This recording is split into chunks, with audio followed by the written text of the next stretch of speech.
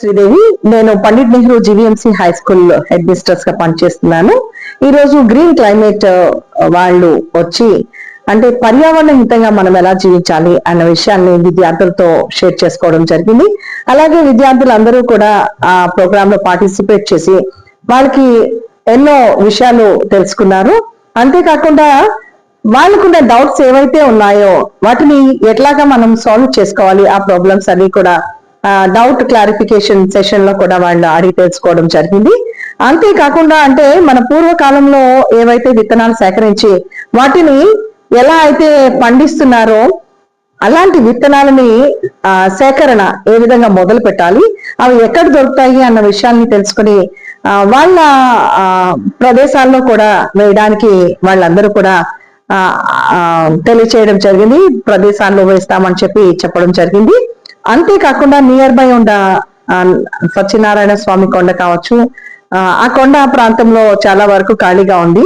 ఆ కొండ ప్రాంతాన్ని కవర్ చేయడానికి విత్తన బంతులు ద్వారా ఏ విధంగా మనము ఆ కొండని మొక్కలు వచ్చే విధంగా చేయొచ్చు అన్న విషయాన్ని తెలుసుకొని దాన్ని చేయడానికి పిల్లలందరూ కూడా అంగీకరించడం జరిగింది. అంతేకాకుండా వారి చుట్టుపక్కల ఉన్న పక్షులకు కావచ్చు లేదా మిగతా మూగ జీవాల్ని ఏ విధంగా రక్షించాలి అనే విషయాన్ని, ఎస్పెషల్లీ ముందు రాబోయే సమ్మర్ లో వాటికి ఎలాంటి ఆహారం అందించాలి, వాళ్ళకి నీళ్లు కానీ గింజలు కానీ వేసి వాళ్ళ ప్రాంతాల్లో వాటిని డెవలప్ చేయడానికి వాళ్ళు ప్రామిస్ చేయడం జరిగింది విద్యార్థులందరూ కూడా.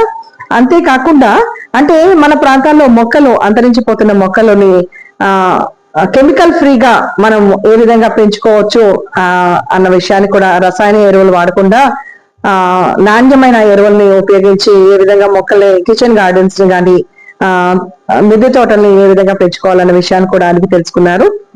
చాలా చక్కగా చాలా విషయాల్ని గ్రీన్ క్లైమేట్ రత్నం గారు కావచ్చు, వాళ్ళ టీం కావచ్చు, చాలా చక్కగా విద్యార్థులందరికీ వివరించారు.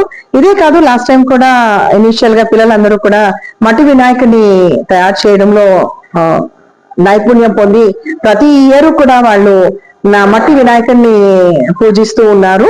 అంతేకాకుండా ఏ మొక్కలైతే మనం వినాయక చవితిలో మన పత్రుల్ని ఉపయోగిస్తామో ఆ పత్రులన్నీ కూడా వాళ్ళే సేకరించి వినాయక చవితిని ఘనంగా నిర్వహించుకోవడం జరుగుతుంది.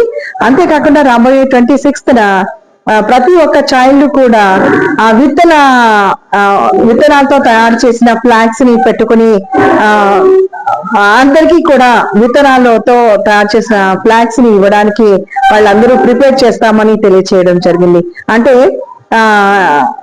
రిపబ్లిక్ డే సందర్భంగా కూడా పిల్లలందరూ కూడా విత్తనాలతో తయారు చేసిన ఫ్లాగ్స్ నే ఉపయోగిస్తాం.